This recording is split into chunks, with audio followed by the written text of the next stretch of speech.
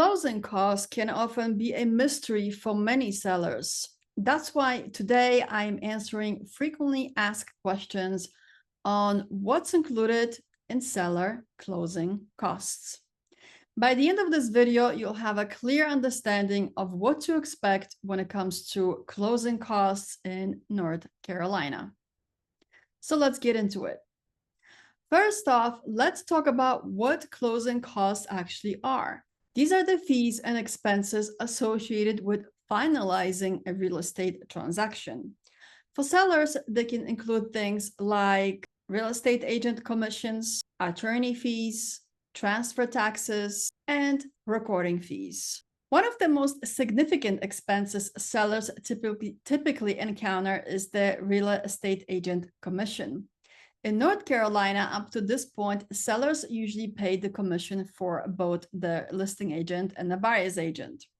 The fee is usually a negotiated percentage of the final sale price. So what can you do as a seller to prepare for closing costs? Well, first, make sure you understand all the potential expenses involved.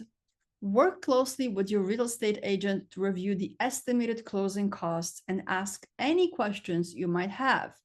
Your agent should be able to prepare an estimated seller net sheet which highlights these costs. Now let's go over some frequently asked questions.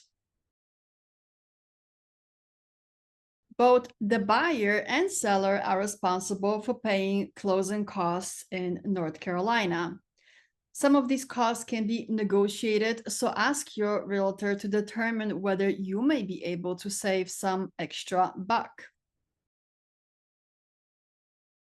The seller is responsible for paying the transfer tax in North Carolina. Though this costs around $700 on average, there are sometimes extra excise taxes levied on a seller depending on the county.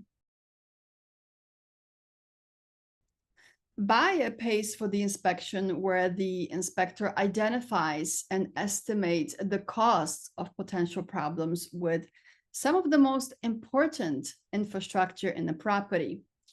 And these typically include the following. This means the buyer can negotiate with you as the seller to fix any problems that might arise or potentially subtract these costs from the purchase price. In North Carolina, we have a principle called buyer beware. This is a legal concept known as caveat emptor, which translates to let the buyer beware. The principle places the responsibility on the buyer to exercise due diligence and thoroughly inspect the property before purchasing it. This means the buyer needs to do their own research when purchasing a home and do things like inspection, title searches, or appraisals. You can watch my other video on selling your home as is, risks and rewards. I hope this content clears up some misunderstanding on the topic of closing costs in the state of North Carolina. Now, armed with this knowledge, you'll be well prepared to navigate the closing process with confidence. And for now, thank you so much for watching my video. Don't forget to like and subscribe, and stay tuned for more real estate tips and tricks on my channel.